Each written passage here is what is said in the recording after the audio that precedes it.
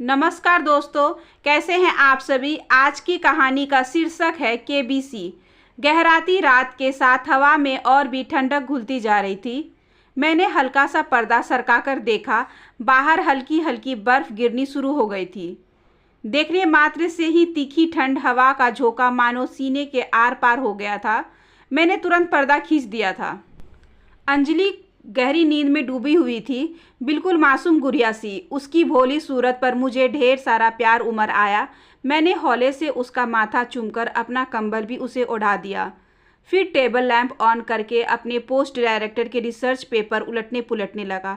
यह मेरा अत्यंत पसंदीदा पास टाइम है, जिसे मैं आधी रात को भी करने को तत्पर रहता हूँ। लेकिन आश्चर्य, आज मेरा उसमें भी मन नहीं लगा। पिछले कुछ दिनों के घटनाक्रम ने मेरी जिंदगी में भयंकर उथल पुथल मचा डाली थी। मन एकाग्रित नहीं हो पाया। मैं टेबल लैंप बुझा दिया और मन की धारा को उधर प्रवाहित होने दिया जिधर वह बहना चाहती थी। क्यों भागकर आया हूँ मैं इस दुर्गम पहाड़ी स्थल पर। कौन बनेगा करोड़पति जैसा बड़ा गेम शो जीतकर मैं लाइमलाइट में आ गया था। आसपास पत्रकारों, रिश्तेदार, दोस्तों के जमावड़े से 2 ही दिन में मेरा दम घुटने लगा था। हर चेहरा मुझे एक मुखौटा लगाए नजर आता था, जिसके पीछे एक चाटुकार का चेहरा झांक रहा था। उनके सवाल जवाब का सिलसिला जब मेरी व्यक्तिगत जिंदगी पर आक्रमण करने पर उतारू हो गया, तब मैं घबरा गया। लोग अंजलि यानी मेरी पत्नी के बारे में जानना चाहते थे। अपनी चांद सी उजली छवि के इसी धब्बे को छुपाने के लिए मुझे भूमिगत होना पड़ा। दुनिया को कैसे बताता कि करोड़पति का खिताब जीतने वाला इंसान एक अच्छा पति साबित नहीं हो सका। उसकी पत्नी उसकी वजह से गहरे मानसिक अवसाद में है। अंजलि का डॉक्टर तो मुझे बहुत पहले से उसे लेकर किसी पहाड़ी स्थल पर चले जाने की राय दे चुका था, पर मैंने इसे डॉक्टर का ही मानसिक फितूर करार देकर सिरे से नकार दिया था। जिंदगी का गेम शो खेलने के लिए एक्सपर्ट एडवाइस ले सकते हैं, पर उसे मानना ही है, ये कहाँ लिखा है। अपने बुद्धिजीवी होने पर मुझे आराम से ही गर्व रहा है। एक के बाद एक डिग्री, एक के बाद एक सफलता से यह गर्व क्रमशः एक घमंड में तब्दील होता चला गया। मुझे खुद पता नहीं चला। कॉलेज में व्याख्याता की नौकरी के साथ साथ मेरा शोध कार्य भी जारी था। कोई मुझे सिविल सर्विस में जाने के लिए उकसा रहा था, तो कोई केबीसी में जाने के लिए। उस पर नित नए शादी के प्रस्ताव। मेरा दिमाग 7वें आसमान पर था। तभी किसी रिश्तेदार ने अंजलि का रिश्ता सुझाया था। अंजलि उसकी भी दूर की रिश्तेदार थी। अंजलि के माता पिता गुजर चुके थे। भाई बहन कोई थे नहीं। नाते रिश्तेदार के रहमो करम और छात्रवृत्ति से बलबूते पर वह अपनी पढ़ाई पूरी कर एक कन्या महाविद्यालय में व्याख्याता की थी। अनाथ कन्या के रिश्ते के नाम पर माता पिता की तरह एक बारगी तो मैंने भी मुंह बिचकाया था, क्योंकि दहेज के नाम पर कुछ भी मिलने वाला नहीं था। लेकिन मेरी तीक्ष्ण बुद्धि ने तुरंत सुझाया कि रोज सोने का अंडा देने वाली मुर्गी किसी भी मायने में सोने की खान से कम नहीं होती। फिर बराबर कमाने वाली जीवन संगनी लाऊंगा तो समाज में रुतबा भी बढ़ेगा, पर मेरे बराबर बुद्धि मुझ जितना कमाने वाली जीवन संगनी को मेरे सामने झुकना मंजूर नहीं हुआ तो दिमाग का तराजू स्थिर हो ही नहीं पा रहा था। कभी इधर झुकता तो कभी उधर। फिर मैंने ऑडियंस पोल लेने का निर्णय लिया था। पहले लड़की की डिग्रियों की वैधता की जांच पड़ताल करवाई गई। फिर चाल चलन की खोज खबर ली गई। उसकी 1-2 अतरंग सहेलियों से पता चला कि वह स्वावलंबी, आर्थिक रूप से आत्मनिर्भर और शांति प्रिय लड़की थी। इसलिए न तो स्वार्थी रिश्तेदारों को तवज्जो देती थी और न रस चूसने वाले मतलबी भौरों को। मेरे बुद्धि चातुर्य ने उनके तर्क को पकड़ लिया। एक औपचारिक मुलाकात हुई और रिश्ता तय हो गया। अंजलि मेरी पत्नी बनकर मेरे संग रहने आ गई। मेरा शोध कार्य समाप्ति की ओर था और इसने न केवल मेरी व्यस्तता दुगनी कर दी थी, बल्कि एक के बाद एक शोध में आ रही अड़चनों में झुंझलाहट भी पैदा बढ़ा दी थी। पर अंत में मेरा शोध कार्य स्वीकृति हो गया। मैं 7वें आसमान पर था। अंजलि के भरपूर सौंदर्य और सहयोग के बावजूद मैंने बड़ी बेशर्मी से सारा श्रेय स्वयं ले लिया था। थीसिस में उसके नाम का उल्लेख तक करना मुझे जरूरी नहीं लगा। अभी अभी तो वह मेरी जिंदगी में आई है, जबकि मैं तो 3 साल से लिख रहा हूँ। यही सोचकर मैंने अपने पुरोश्चित अहंग को संबल दिया था यहाँ तक कि दोस्तों द्वारा इस खुशी में दी गई पार्टी में उसे शामिल करना भी मुझे जरूरी नहीं लगा। अंजलि स्तंभ थी, पर मैं मौन रही। मेरे शोधाधिकार के दौरान वह अत्यंत संयमित और सहनशील बनी रही थी। मेरे तानों और झल्लाहट को उसने पढ़ाई का दबाव समझकर झेल लिया था, यह सोचकर कि इसके बाद मेरा प्यार मुखारित होगा। मैं उसे उसके दिल को समझाने का प्रयास करूंगा, पर मैंने उसकी सारी आशाओं को तुषारपात करके वह पोस्ट डायरेक्टर के लिए अपना नाम रजिस्टर करवा लिया। अंजलि से पूछना तो दूर, मैंने उसे सूचित करना भी आवश्यक नहीं समझा। मेरे इस व्यवहार ने अंजलि को परिस्थितियों से समझौता करना सिखा दिया था। उसे मेरी तरक्की से रोष नहीं था, पर अवहेलना का दंश उस स्वाभिमानी लड़की को अंदर ही अंदर साल रहा था। मुंह खोलने की बजाय उसने मुंह सील लेना बेहतर समझा। उसकी चुप्पी ने मेरे घमंड को फलने फूलने का मौका दिया। इससे पूर्व कि मैं उसे और भी नज़रअंदाज करता, घर में इधर उधर बिखरी प्रशासनिक प्रतियोगिता की तैयारी की पुस्तकें ने मेरा ध्यान आकर्षित किया। मैं तो अभी तक मानस ही बना रहा था, फिर ये पुस्तकें? मैंने अंजलि से पूछा तो उसने सहजता से बता दिया कि ये पुस्तकें वो अपने लिए खरीद कर लाई हैं। तुम ये परीक्षाएं दे रही हो? मेरी आवाज़ में प्रश्न कम, एक आक्रोश ज़्यादा था कि अभी तक मैं इन परीक्षाओं में सम्मिलित नहीं हुआ तो तुम कैसे हो सकती हो। पर जब यही प्रश्न प्रत्यक्ष अंजलि के मुख से सुना तो मैं बौखला उठा। हाँ, मैं दे रही हूँ। क्यों नहीं दे सकती? अंजलि ने बेहद सहजता से पूछा था। नहीं दो ना, मैंने कब मना किया, पर बताया तो होता। मैं अपनी खिसियाहट छुपा नहीं पा रहा था। बता ही तो रही हूँ, दरअसल आप इतने व्यस्त रहते हैं कि हमारी बात ही नहीं हो पाती। अंजलि ने बेहद मासूमियत से स्पष्टीकरण रख दिया था। मैं चाहकर भी उसे कुछ नहीं सुना पाया था। चोट गर्म लोहे पर की जाती है, हिमशिला तो वैसे ही पिघलने को तत्पर थी। मैंने अंजलि को अवहेलना के कितने ही दंश दिए थे और वह हमेशा सामान्य बनी रही, पर उसके अनजाने में छोड़े इस तीर ने मुझे अंदर तक भेद डाला था। मैं अपमान का प्रत्युत्तर देने को लिए उपयुक्त अवसर तलाशने लगा। एक आवश्यक सेमिनार के सिलसिले में मुझे कुछ दिनों के लिए शहर से बाहर जाना पड़ा। सेमिनार के दौरान अंजलि का 2 बार कॉल आया, जिसे मैंने काट दिया। बाद में भी मैंने किसी आवश्यक कार्य में उलझा रहा।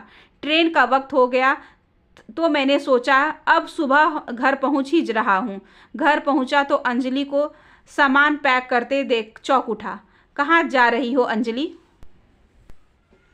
हम दोनों जा रहे हैं, उसने संशोधन किया। मुझे हॉस्टल वार्डन बनाया गया है। मकान, फ़ोन, सब सुविधाएं अलॉट हुई है। 2 दिन के अंदर शिफ्ट करना है। वह बेहद खुश थी, इतनी कि खुशी के मारे मुझसे लिपट गई।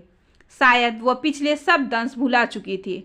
मुझे उसका लिपटना अच्छा लगा, पर जिस वजह से वह खुश हो रही थी वह वजह मुझसे हजम नहीं हो रही थी। कारण अपने कॉलेज में मैं स्वयं 2 वर्ष से इसी सब के लिए प्रयत्नरत था और अंजलि को यह सब इतनी आसानी से मिल गया। मतलब वो मुझसे ज़्यादा योग्य है। मुझे अब वहाँ अंजलि का पति बनकर रहना होगा। नहीं, यह सब कैसे हो सकता है अंजलि? मैं तुम्हारे संग वहाँ नहीं रह सकता। मेरा कॉलेज वहाँ से बहुत दूर हो जाएगा। मैंने मुंह दूसरी ओर घुमा लिया था, पर 1-8 किलोमीटर का ही तो फ़र्क पड़ेगा। फिर तुम्हारी स्टाफ बस तो उधर की ही आती है और मेरा तो पूरा ही समय बच जाएगा, तो बाजार का सारा काम भी मैं कर लिया करूँगी। अंजलि के उत्साह में तनिक भी कमी नहीं आई थी। नहीं, ऐसा नहीं हो सकता। कल को मुझे भी कॉलेज में क्वार्टर मिल गया तो तब हम वहाँ शिफ्ट कर लेंगे, पर तब तक चलो, यहाँ क्यों व्यर्थ किराया लगाया जाए? ऐसे बार बार शिफ्टिंग मेरे बस की बात नहीं।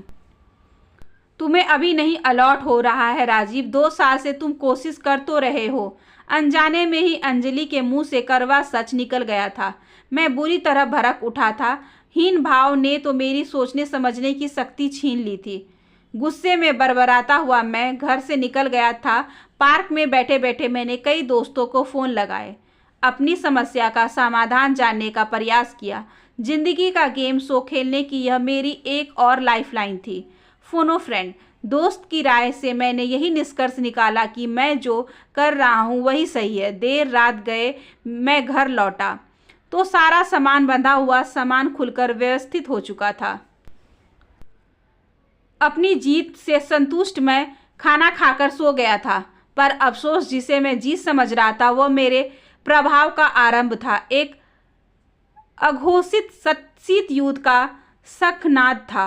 अंजलि जाग रही थी, मुझे एहसास था उस पर क्या बीत रही है। मैं समझ रहा था पर अभी कुछ कहना या करना मेरा झुकना हो जाएगा, इसलिए मैं करवट बदलकर लेट गया था। अपने कर्तव्यों से मेरा यह पलायन हमारे वैवाहिक संबंधों में ताबूत के अंतिम कील साबित हुआ, क्योंकि अंजलि की ओर से यह संबंध अब दुनिया को दिखाने मात्र का औपचारिक बंधन रह गया था। वह मेरी ओर से पूर्णतः उदासीन हो गई थी। उसका भावहीन सपाट चेहरा देखकर कई बार मैं डर जाता था। लगता था एक जिंदा लाश के संग रह रहा हूँ, जिसमें ना कोई स्पंदन है, ना कोई संवेदना, ना और अपने भविष्य में आशंकित में कई बार पत्रिकाओं में छिपी वैवाहिक जीवन संबंधी प्रश्नावली लेकर बैठ जाता, यह जानने के लिए कि मेरे वैवाहिक जीवन का भविष्य क्या है। 3-4 प्रश्न हल करते करते ही मेरे विश्लेषण बुद्धि भांप लेती, यह विकल्प वाले उत्तर देने वाला ही सबसे अच्छा पति साबित होगा, और मैं इसलिए उन्हीं विकल्पों पर निशाना लगा देता।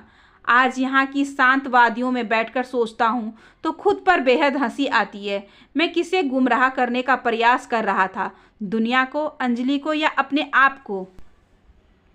अंजलि के असामान्य व्यवहार की शिकायतें जब कॉलेज से भी आने लगी तब मेरे दिमाग की घंटी बजी थी। लोग दबी जुबान से उसकी ओर पागल पागल कहकर इशारा करने लगे थे।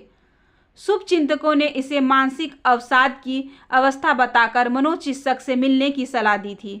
डॉक्टर ने न केवल दवा आरंभ कर दी थी वरन उसे शांत एकांत स्थल पर ले जाने की सलाह भी दी डाली थी। अंजलि का कॉलेज जाना बंद हो गया था।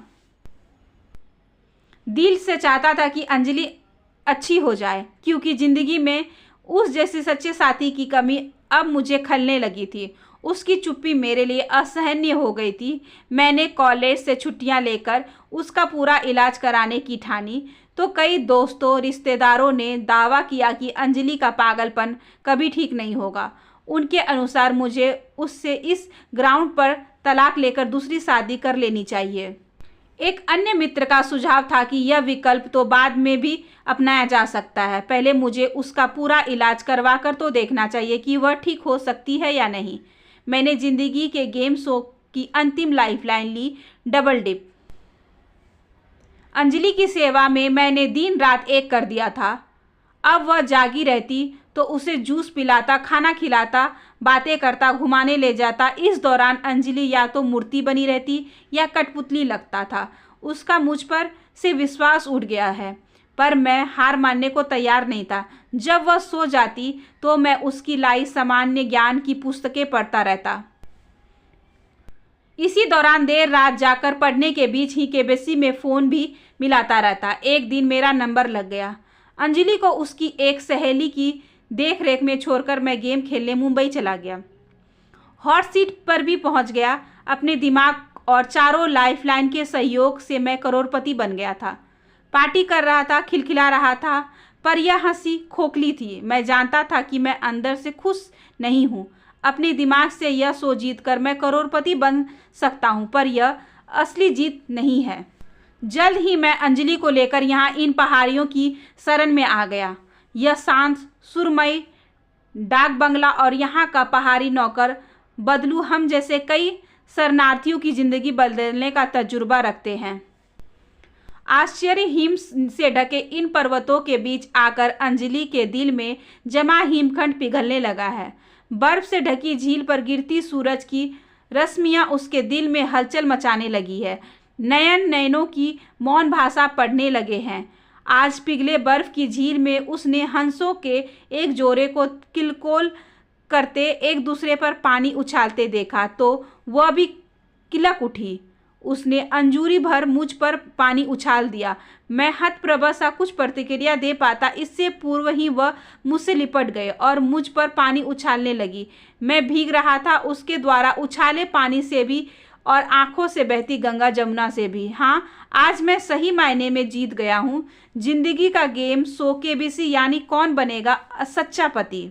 अगर आपको आज की कहानी अच्छी लगी हो तो please like share and subscribe करें हमारे चैनल को, ज़्यादा से ज़्यादा शेयर करें और बेल आइकन को ज़रूर प्रेस कर लें ताकि अगली वीडियोस की नोटिफिकेशन आपके पास सबसे पहले पहुंचे। धन्यवाद।